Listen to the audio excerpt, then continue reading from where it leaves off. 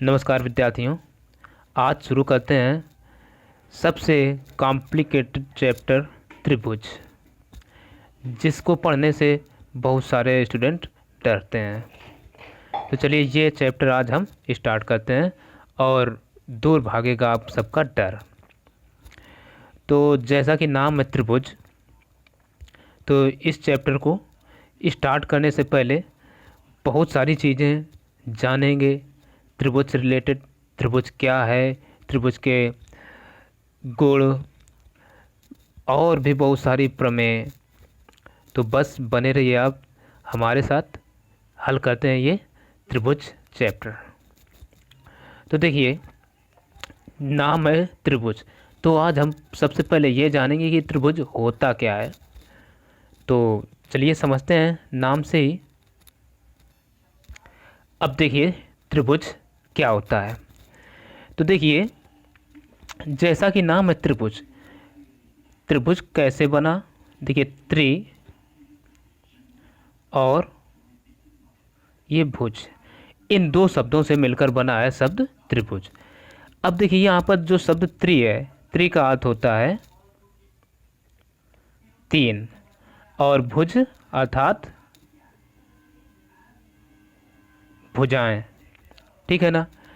तो इस प्रकार से जो त्रिभुज की परिभाषा बनेगी, तो वो परिभाषा क्या होगी, यानी तीन भुजाओं से घिरी आकृति को त्रिभुज कहते हैं। यानी कोई भी तीन भुजाओं से घिरी आकृति है परंतु वो बंद होना चाहिए, तो हम त्रिभुज कहेंगे। और इसका अंग्रेजी में भी थोड़ा हम देख लेते हैं। अंग्रेजी में कहा जाता है इसे ट्राई एंगल, ठीक है ना। इसको हम त्रिकोण भी कह सकते हैं, अगर अंग्रेजी से ठीक ठीक हिंदी अनुवाद करें तो त्रिकोण। अब देखिए यहाँ पर जो शब्द ट्राइंगल है, ये क्या होगा, एक शब्द तो इसके लिए बना हमारा ट्राई। ट्राई का मीनिंग क्या होता है, थ्री, और दूसरा एंगल। एंगल तो एंगल है ही, ठीक। इसका मतलब हिंदी में अगर हम समझें तो तीन भुजाएं हों और अंग्रेजी में तीन कोण भी हों, तो त्रिभुज की परिभाषा क्या होगी, यानी जिसमें तीन भुजाएं हों और तीन कोण हों, तो वो त्रिभुज है। तो इसकी परिभाषा जो बनेगी वो हम अब लिख लेते हैं। अब देखिए त्रिभुज की परिभाषा जो बनी, तीन भुजाओं से घिरी बंद आकृति को त्रिभुज कहते हैं, ठीक है। तो ये त्रिभुज की परिभाषा बड़ी सिंपल हो गई। और त्रिभुज जब भी बनता है, वो तीन कोई भी असंरेख बिंदुओं, उनको यदि हम मिला दें तो हमें त्रिभुज की आकृति प्राप्त होती है। जैसे यहाँ पर हम कोई तीन बिंदु ले रहे हैं, एक ये ले लिया और एक चलो ये ले लेते हैं, इनको यदि हम मिला दें तो क्या बनेगा, त्रिभुज बनेगा, ठीक है ना। ये जो बिंदु हमारे बने, इनको मिलाने से हमें एक त्रिभुज की आकृति प्राप्त हो गई। और अच्छा, यदि हम कहें क्या ये त्रिभुज है, तो ये बिल्कुल भी त्रिभुज नहीं है, क्योंकि ये पूरी बंद आकृति नहीं है, इसलिए ये त्रिभुज नहीं है। तो त्रिभुज तो अब समझ में आ गया होगा कि त्रिभुज क्या होता है, विशेषता। तो अब जान लेते हैं त्रिभुज के गुण, त्रिभुज में क्या क्या गुण होते हैं। तो देखिए त्रिभुज के जो कुछ गुण हैं वो हमने यहाँ लिख रखे हैं और अभी इनको एक्सप्लेन करते हैं। देखिए त्रिभुज के गुण, प्रॉपर्टीज ऑफ अ ट्राइंगल। तो पहला गुण होता है त्रिभुज में तीन भुजाएं, तीन कोण व तीन शीर्ष होते हैं। अब देखिए यहाँ भुजाएं क्या होंगी, जैसे हम ये त्रिभुज देख रहे हैं, इसमें एक भुजा हमारी ए बी, दूसरी बी सी और तीसरी ए सी हुई, तो ये तीन भुजाएं हो गई, ठीक है ना। और अगर हम कोणों की भी बात करें तो इसको मान लेते हैं कोण एक, कोण दो और ये कोण तीन। तो एक, दो व तीन ये कोण हो गए। और शीर्ष, शीर्ष होता क्या है, जहाँ दो भुजाएं मिलती हैं उन भुजाओं का कटान बिंदु या मिलान बिंदु ही शीर्ष कहलाता है। तो तो देखिए यहाँ ये दोनों भुजाएं मिल रही हैं, तो एक शीर्ष ये हो गया, एक ये मिल रही हैं और ये मिल रही हैं, तो ये 3 शीर्ष हो गए। इसका अर्थ है कि त्रिभुज में 3 शीर्ष भी होते हैं। अब दूसरा गुण क्या है, त्रिभुज के तीनों अंतःकोणों का योग सदैव 180 अंश होता है। यानी हम कोण 1 प्लस कोण 2 प्लस कोण 3 करें तो 180 ही आएगा। आगे ये हम प्रूव भी करवाएंगे। और देखिए त्रिभुज की किन्हीं 2 भुजाओं का योग तीसरी भुजा से बड़ा होता है। यानी इनमें से हम कोई भी 2 भुजाएं ले लें, चाहे ए बी और बी सी लें तो वो ए सी से बड़ा आएगा। अगर ए बी और ए सी लें तो वो बी सी से बड़ा होगा, और बी सी और ए सी लें तो वो ए बी से बड़ा आएगा। तो ये हमारा तीसरा इसका गुण जो है वो कहता है। और बड़ी भुजा के सामने का कोण सबसे बड़ा होता है। मान लो जैसे एक ये हमने एक त्रिभुज बनाया, तो ये जो बड़ी भुजा है, बड़ी भुजा ये हमें नज़र आ रही है, तो इसके सामने का कोण जो भी यहाँ बनेगा वो सबसे बड़ा होगा। ठीक है ना, ये कोण इसके सामने का है तो ये बड़ा होगा सदैव। तो ये कुछ गुण हैं, और भी बहुत सारे गुण हैं, तो कुछ आवश्यक जो हैं उनको हम सब बताएंगे आगे। ठीक है, तो बने रहिए हमारे साथ। अब देख लेते हैं त्रिभुज की ऊंचाई क्या होती है। तो देखिए हम पहले चित्र से ये समझाते हैं। एक हमने ये त्रिभुज बनाया, इसके शीर्ष दे दिए ए बी और ये सी। अब क्या करते हैं, शीर्ष ए से यदि जो भी हम शीर्ष ए से सामने वाली भुजा पर जो लंब खींचेंगे वही इसका क्या होगा, त्रिभुज की ऊंचाई हो जाएगी। ठीक है ना, तो ये अच्छे से समझ लीजिए। त्रिभुज की ऊंचाई हमेशा जिस शीर्ष से चाहें उसके सामने वाली भुजा पर खींचा गया लंब त्रिभुज की ऊंचाई या शीर्ष लंब कहलाता है। तो देखिए त्रिभुज के किसी शीर्ष से सम्मुख भुजा पर डाला गया लंब उस त्रिभुज की ऊंचाई या शीर्ष लंब कहलाता है। तो देखिए ए से हमने बी सी पर एक लंब खींचा, तो ये क्या कहलाएगा, शीर्ष लंब या त्रिभुज की ऊंचाई। तो ये बात अच्छे से क्लियर हो गई होगी। तो कुछ और चीज़ें और देख लेते हैं, जैसे त्रिभुज की माध्यिका। ठीक, ये माध्यिका क्या होती है। और एक चीज़ हमें जान लेना है, प्रत्येक त्रिभुज के 3 शीर्ष लंब होते हैं, ये हमें विशेष तौर पर याद रखना है। 3 शीर्ष लंब क्यों, एक शीर्ष बी है, इस पर तो बी पर लंब खींचा जा सकता है, इस शीर्ष से भी इस भुजा पर लंब खींचा जा सकता है। तो इसलिए इसके शीर्ष जो होंगे शीर्ष लंब 3 शीर्ष लंब भी हो जाएंगे।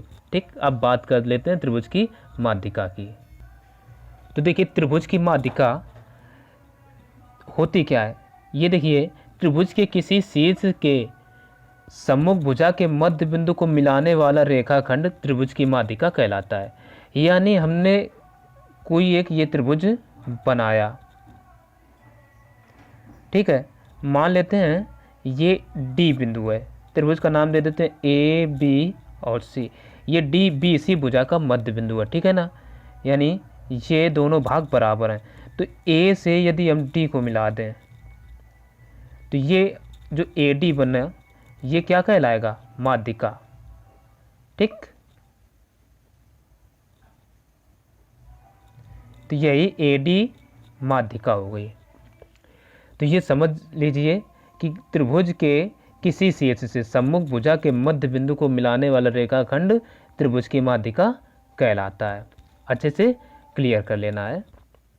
और इसमें भी किसी भी त्रिभुज की 3 माध्यिकाएं होती हैं।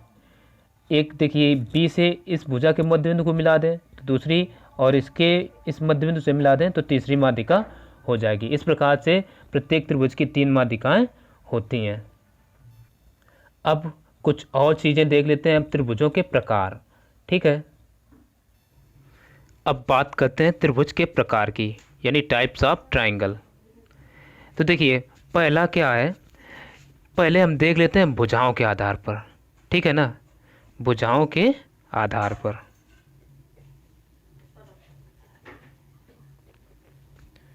भुजाओं के आधार पर त्रिभुज। ठीक, पहला भुजाओं के आधार पर यानी बेसिस ऑन द साइड्स। ठीक, यानी भुजाओं के आधार पर। ठीक है, देख रहे हैं। तो भुजाओं के आधार पर हम कितने प्रकार में बांटेंगे? तो देखिए, फर्स्ट नंबर पहले आता है हमारा एक समबाहु त्रिभुज। ठीक है ना, पहला आएगा समबाहु त्रिभुज।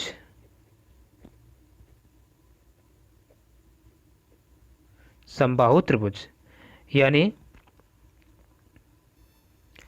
समबाहु त्रिभुज, इक्विलैटरल ट्रायंगल। तो देखिए, पहले अगर हम नाम से ही इसको क्लियर कर लें, सम का अर्थ होता है समान, बाहु का अर्थ होता है भुजाएं, यानी एक ऐसा त्रिभुज जिसकी भुजाएं समान हो समबाहु त्रिभुज कहलाता है। इंग्लिश में भी थोड़ा देख लेते हैं, इक्विलैटरल। इक्वी का मीनिंग होता है इक्वल। ठीक है, प्रीफिक्स होता है इक्वल के लिए, और लेटरल का अर्थ होता है साइड्स। ठीक, तो यानी जिसकी साइड्स सभी इक्वल हों वो क्या है? इक्विलैटरल ट्रायंगल है। ठीक, तो हम हिंदी में हालांकि लिख रहे हैं, जिस त्रिभुज की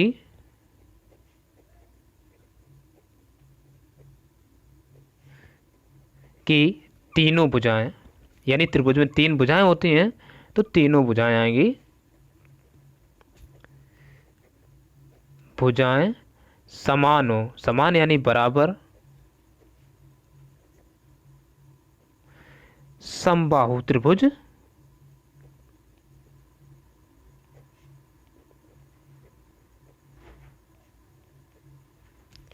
होता है या कहलाता है, कुछ भी हम लिख सकते हैं। अब देखिए, जैसे एक हमने ये त्रिभुज बना लिया, नाम दे देते हैं ए बी सी, और इसकी मापों को क्या कहते हैं? ए इसको दे दिया ए ये, तो यहाँ पर ये कैसा त्रिभुज हुआ? समबाहु त्रिभुज। ठीक, तो हम इसके भीतर ही लिख देते हैं सम बाहु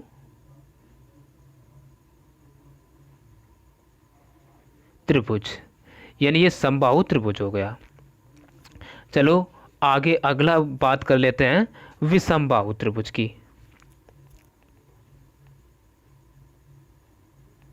विषम बाहु त्रिभुज, यानी इसको कहते हैं स्केलियन ट्रायंगल।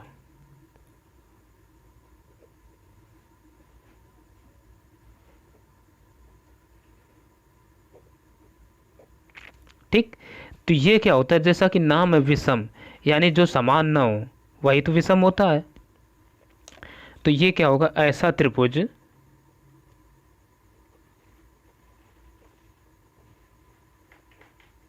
जिसकी भुजाएं समान ना हो, यानी असमान हो,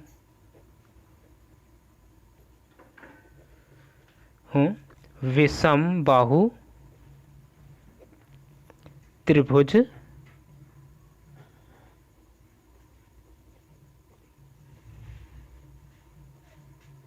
कहलाता है। ठीक, अब देखिए, एक हमने ये त्रिभुज बनाया, नाम दे दिया ए बी और सी।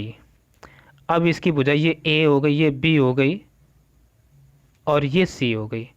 तो ये कैसा बना? तीनों भुजाएं अलग अलग हैं, अलग माप की हैं, तो ये हो गया विषमबाहु त्रिभुज। आई बात समझ में? अब लास्ट जो भुजाओं के आधार पर है वो है समद्विबाहु त्रिभुज, आइसोसेलेस ट्रायंगल, समद्विबाहु त्रिभुज। तो देखिए, ये क्या होगा? जिस त्रिभुज की 2 भुजाएं समान हो, त्रिभुज की दो भुजाएं समान हो।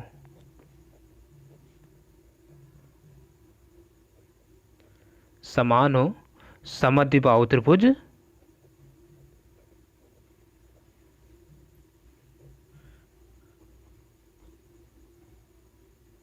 त्रिभुज कहलाता है। ठीक, समद्विबाहु त्रिभुज कहलाएगा जिसकी दो भुजाएं बराबर हो। तो हम आकृति से समझ सकते हैं, जैसे हमने ये लिया ए बी और सी, तो ये भी है, ये भी है, और इसको कर देते हैं बी। तो यहाँ पर दो भुजाएं ये और ये समान है, ये असमान है, ये इनके बराबर नहीं है, तो ये हो गया समद्विबाहु त्रिभुज। तो ये हो गया समद्विबाहु त्रिभुज, यानी अब भुजाओं के आधार पर तो कोई दिक्कत नहीं होने वाली है। तो अच्छे से इनको समझ लेना है। अब बात कर लेते हैं कोणों के आधार पर, क्योंकि त्रिभुज में क्या है, तीन कोण होते हैं, तीन भुजाएं होती हैं, तो तीन भुजाओं के आधार पर बन जाएंगे और तीन ही कोणों के आधार पर भी बनने वाले हैं। तो चलिए देख लेते हैं कोणों के आधार पर। तो देखिए, पहला कोण होता है न्यून कोण त्रिभुज, यानी एक्यूट एंगल ट्राइंगल। तो देखिए, ये न्यून कोण क्या होता है, यानी जिस त्रिभुज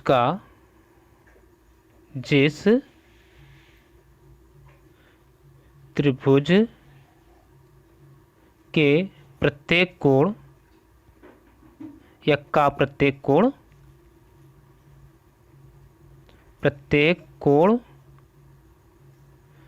न्यून कोण हो।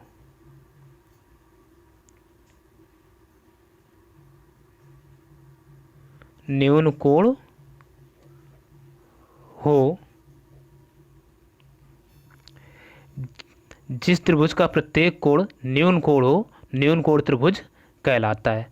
अब देखिए, जैसे एक हम यहाँ पर चित्र ड्रा कर रहे हैं और ये नाम दे दिया ए बी सी। ठीक, प्रत्येक कोण कह देते हैं, चलो ये 60 अंश, ये भी 60 अंश और ये भी 60 अंश। देख रहे हैं न्यून कोण क्या होता है, 90 अंश से छोटा। तो ये तीनों के तीनों 90 अंश से छोटे हैं, इसका अर्थ है कि ये हो गए न्यून कोण, और ये त्रिभुज कहलाएगा न्यून कोण त्रिभुज। अगला देख लेते हैं अधिक कोण त्रिभुज।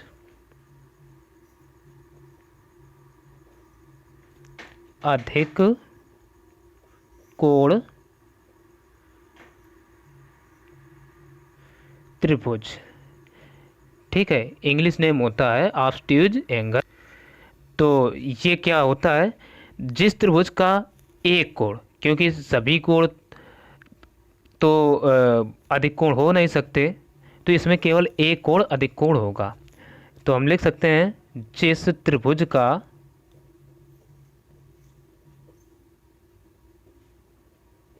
प्रत्येक कोण 90, देखिए, जिस त्रिभुज का एक कोण अधिक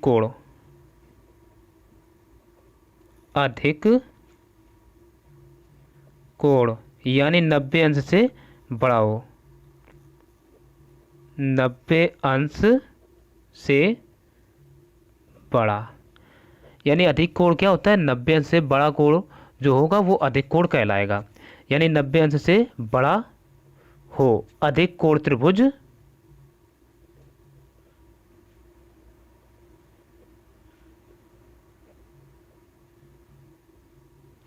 कहलाता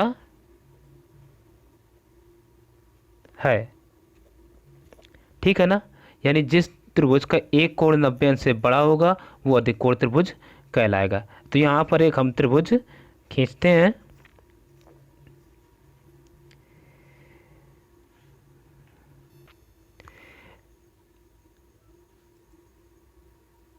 तो यहाँ पर देखिए अधिक कोण त्रिभुज हमने एक ये बनाया त्रिभुज एबीसी में, कोण बी जो है ना, देखिए 145 अंश कर दिया, यानी तो ये 145 90 अंश से बड़ा है, इसका अर्थ है ये अधिक कोण त्रिभुज हो गया। ठीक, तो ये भी बात अच्छे से क्लियर हो गई होगी। तो अब देखते हैं अंतिम जो भुजाओं के आधार पर नहीं, कोणों के आधार पर बचा समकोण त्रिभुज और सबसे इम्पोर्टेंट त्रिभुज, तो उसको देख लेते हैं। अब ये समकोण त्रिभुज देखिए क्या होता है। देखिए समकोण यानी ये सबसे महत्वपूर्ण त्रिभुज है। तो देखिए जिस त्रिभुज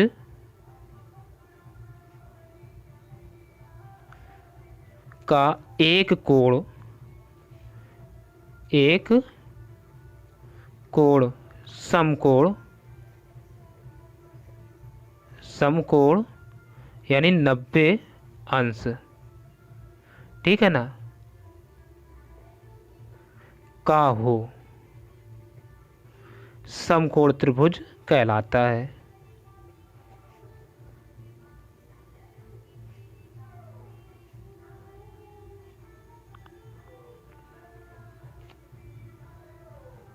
ठीक, यानी जिस त्रिभुज का एक कोण समकोण यानी 90 अंश का होगा वो त्रिभुज समकोण त्रिभुज कहलाएगा।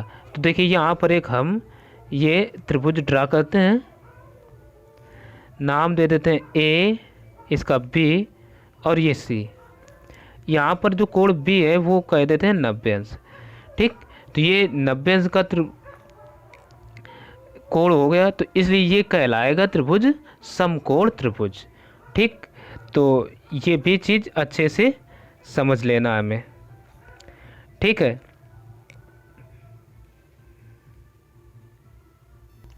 यहीं पर कुछ चीज़ें और हम देख लेते हैं, जैसे कि कोण क्या होता है। ठीक है, कोण यानी एंगल। तो देखिए कोण होता क्या है, जैसे ये मान लो एक रेखा है, ठीक, एक रेखाखंड कह दिया। अब इस रेखाखंड का शीर्ष एक ये ए हो गया, एक ये बी हो गया। इस ए से अभी कोण नहीं बनेगा जब तक इसमें कोई दूसरा रेखाखंड नहीं जुड़ेगा आकर के, यानी एक रेखाखंड हमने और खींच दिया ये, ठीक है ना, इसको नाम दे देते हैं सी। चलो, तो यहाँ पर इनके बीच का जो ये दोनों का झुकाव है ये कहलाएगा हमारा कोण। ठीक, यानी तो हम कह सकते हैं दो किरणों या रेखाओं के बीच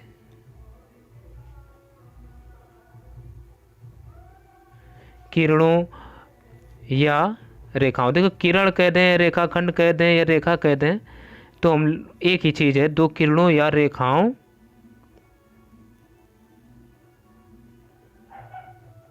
के बीच के झुकाव को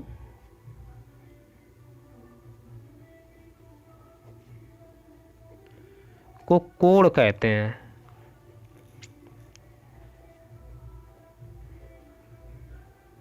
ठीक, तो ये अच्छे से समझ लेना कोण क्या होता है। और देखिए शीर्ष देख लेते हैं, शीर्ष यानी वर्टेक्स। तो ये शीर्ष वर्टेक्स क्या होता है, तो इसको हम कह सकते हैं दो भुजाओं के मिलान बिंदु को शीर्ष कहते हैं। दो भुजाओं के मिलान बिंदु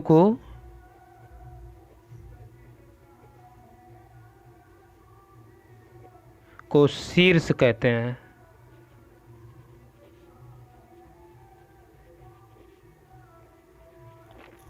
ठीक, तो ये कुछ चीज़ें थी जो कि हमने उचित समझा बताने को, तो ये भी बता दिया है।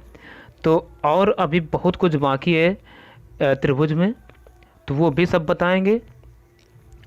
और कुछ एक आध प्रमेय जो बहुत ही महत्वपूर्ण है इस चैप्टर से रिलेटेड, वो अगले भाग में हम बताने वाले हैं, तो उनको भी ज़रूर समझना। और हाँ, हमने बहुत सारा बेसिक कॉन्सेप्ट पिछले वीडियोज़ में बता चुके हैं, वो वीडियो नहीं देखा तो उनकी लिंक भी डिस्क्रिप्शन में दे देंगे, तो वो भी देखना। और आगे के कुछ और महत्वपूर्ण वीडियो हैं, उनमें भी बेसिक कॉन्सेप्ट ही रहने वाला है, तो वो ज़रूर देखना, तो उनको हम बताएंगे। और बस इस वीडियो में खैर इतना ही, फिर मिलेंगे अगले वीडियो में। तब तक के लिए नमस्कार।